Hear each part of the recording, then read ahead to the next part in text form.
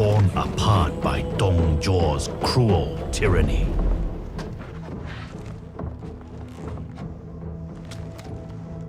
Yuan Shao, my friend, leader of the coalition.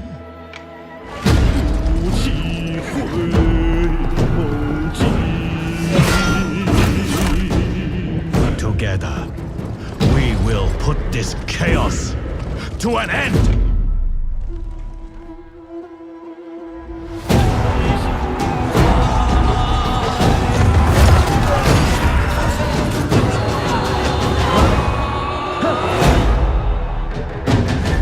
Yet, at our most desperate, you will fail us.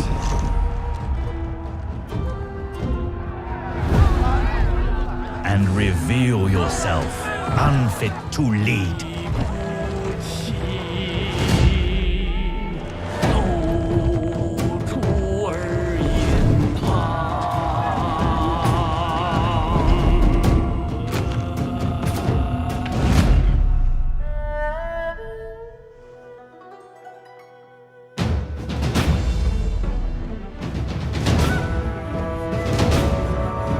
So I will banish this chaos.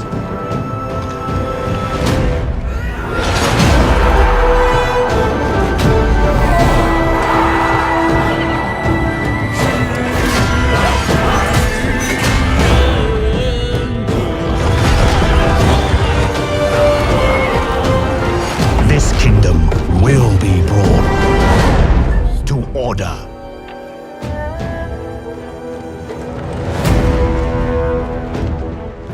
For I would rather betray the world than have the world betray me.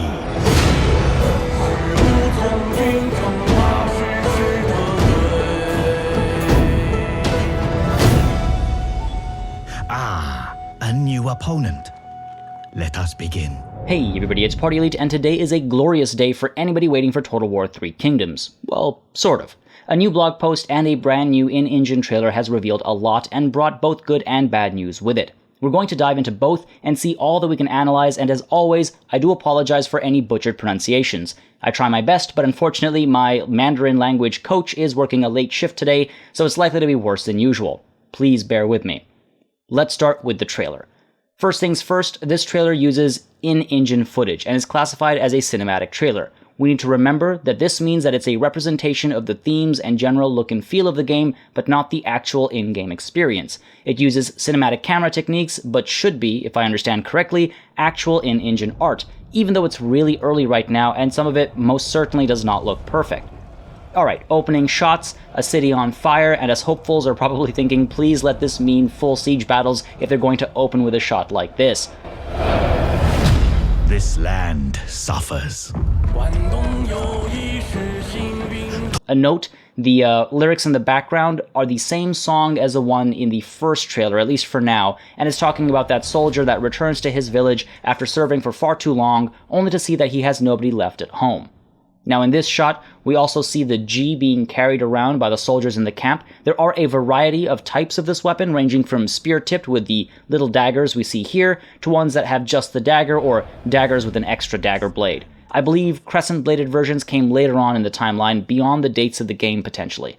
The G is a pretty common weapon in ancient China, used by infantry, cavalry, and charioteers alike, so we're going to see a lot of it. Apart from the spear tips, a rear counterweight was also present that could be used as a blunt object for some of that blunt force trauma action.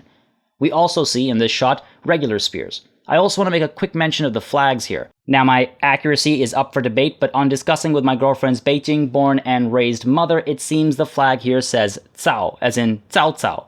We also have this second flag that says Yuan, as in Yuan Shao, and we see it again later in the trailer where it's much clearer, in fact. Interesting thing to note, just as a sidebar, ancient Chinese has a completely different writing style for flags called Zuanti, more artistic, more bold, and more impressive. On the topic of these banners, look at the physics. Surely cranked up for the trailer, but hey, maybe we'll see some of the little details like this bring more life to the battlefield. Quick sidebar again, this whole setup just makes me think of the Age of Empires 2 intro that has the two kings playing chess. They're actually playing Go, a board game that originated in China, and the game is a pretty complex one as far as strategy goes, and the name is derived from the Chinese name that roughly means encircling game. It's all about getting your pieces to surround certain parts of the board to score points, and I'm sure this is just used as an establishing shot here, but I like to overanalyze, and I hope that this is a reference to how important strategy is actually going to be on the battlefield here. But again, I'm just, spitballing here. Moving on, scenes of death and destruction. I'm hoping this is an indication of minor settlements being treated properly. I did enjoy their implementation in Thrones of Britannia and pre-Warhammer Total War games, so here's hoping for more of that. In the background, these flags say Dong, like Dongzhou, perhaps, and here we see another type of G, if I'm not mistaken. Definitely some type of pole arm, different to what we saw earlier. And now an archer with a shield on his back, and now in the background, cavalry carrying spears as well.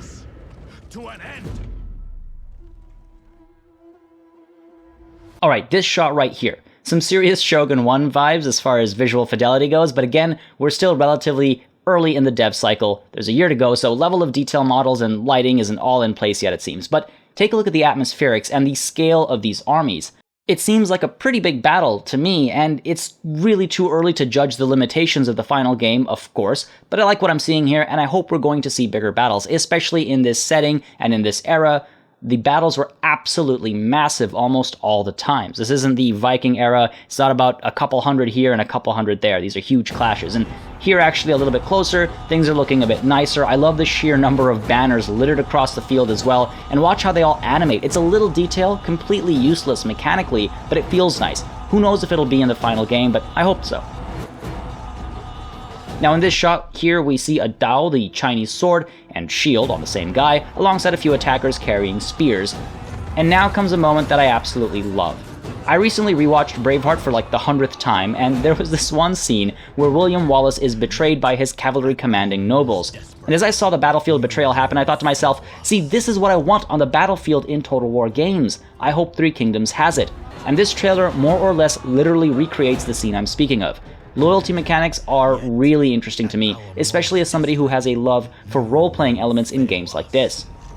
And so, the idea that those loyalty mechanics might be getting fleshed out is particularly interesting to me. I want to see mid-battle betrayals or pre-battle betrayals. I want to see single-player free-for-alls, and it was actually something I'd asked about when I had the chance to interview Warhammer 2 devs. When we learned about free-for-alls, I asked, are we going to see single-player free-for-alls? How would that work? Could it work? When does the AI decide to betray you? After you're bruised and battered? Will it take into account what's happening in the campaign map before it's deciding to betray you? Is betrayal only between allied nations, or is there internal betrayal as well, where one general might abandon you as he's coming in for reinforcements? This one moment alone gets me excited for the potential expansion of the loyalty mechanics and what they might mean to the gameplay experience. This is a very deliberate shot, and it comes with one of those cards at the top right corner asking if you'd betrayed Cao Cao or not. One does not simply bring attention to something like that if there isn't an implication. Now, is this a showcase of loyalty again? Troops abandoning a general, abandoning a ruler, shifting allegiances through performance and deeds? Cao Cao just survived a terrible odds kind of battle, and now all of these soldiers are like, hey, he's so much more impressive, I will join his cause. Maybe not. I'm probably just overthinking it, but I really sincerely hope that we're going to see such interesting mechanics get fleshed out and put into future Total War games as well.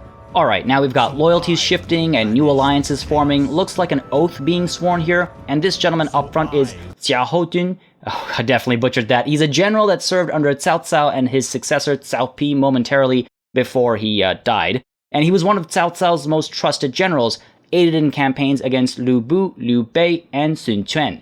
Now, his missing eye is from a stray arrow that hit him when leading a battle against Liu Bu, and it is in the Romance of the Three Kingdoms. That's the novel that kind of popularized this one-eyed warrior look of his.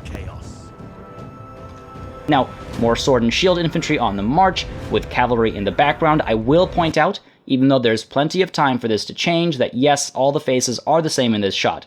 Hopefully we won't see clone armies. Again, it's not essential, but it's a nice touch, and we've had non-clone armies in the past, so I'd like to see that be brought back, of course. Now, entering a shield wall here, maybe implying the unit abilities are back in full force, and here's that second flag again that I was mentioning earlier, Now look at this absolute destruction from the spears as well. Maybe this is an ability that has to be triggered at the right time, or maybe this is what charging into a bunch of really long sticks with pointy tips looks like now. For the record, this looks like the Battle of Guandu, which was fought between Cao Cao and Yuan Shao in 200 CE, and it was a decisive victory for Cao Cao.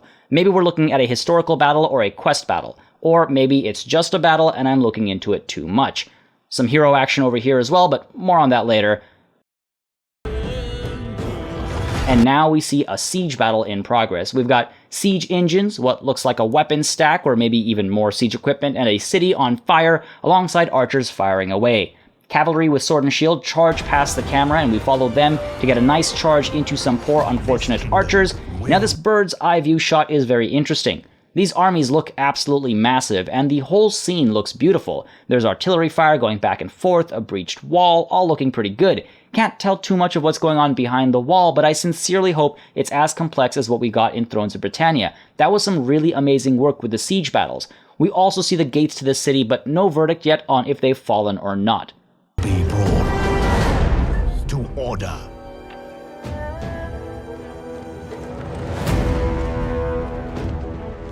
For I would rather betray the world than have the world betray me.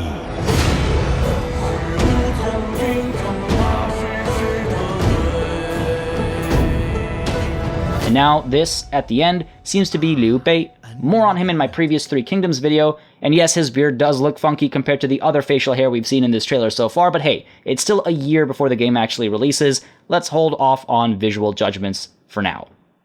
Now, onto the blog post.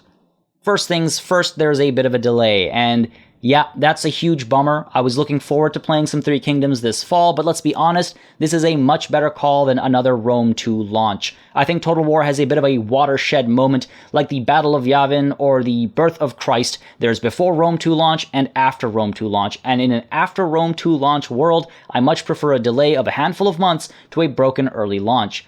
Many seem to think this is an indication of things being chaotic at CA, and I see it as the opposite. This isn't just being thrown out there to make some money in Q4 and then fixed post-release. So I'm actually glad to see the delay. Younger me would be killing me right now for saying that. Now, right away, we also see the mention of classic mode versus a more romanticized version of the game. It's interesting to see both approaches being implemented. One that is more historically fitting and will be more about strategic approaches and battlefield maneuvers, and one that has characters being used as heroes, similar to Warhammer games to an extent. Now, I don't know how this will split the player base, and though I asked the question on Twitter, there's no response yet to how multiplayer will be treated. One, the other, or perhaps both approaches? We'll learn more soon enough. What I do like about this is that Creative Assembly is hearing us. I think this might be one of the main causes for the delay, actually. What makes me worry is the idea of the intended game experience. Will one of these feel like a better game than the other due to the attention being paid to it?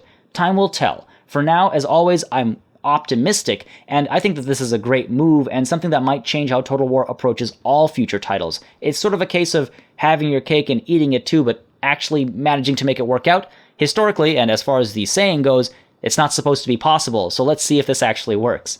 Now, we're jumping around the interviews here, so let's take a look at the salient parts of the first answer. Apart from simply appealing to the Chinese market, which was confirmed in a separate interview earlier this week as the obvious business decision, we see a desire to cover the region and an era that has the inclusion of hero-style characters, as well as character-centric elements. Now, their interactions, friendships, rivalries, and personalities drive the campaign game like never before.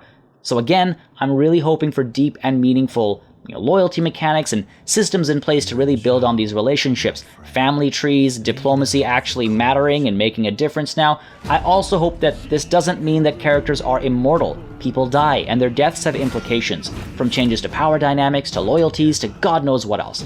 Once more, as somebody who likes a touch of roleplay in gaming, this bodes very well. It's clear that the romance of the Three Kingdoms with its flashy accounts is more of a reference point than the records of the Three Kingdoms, but we already saw that coming. I am very glad that we have a classic mode.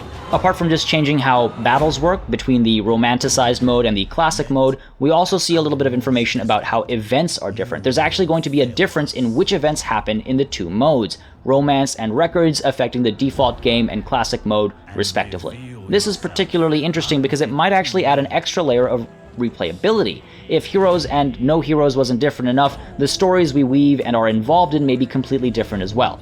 I like it. I like it a lot.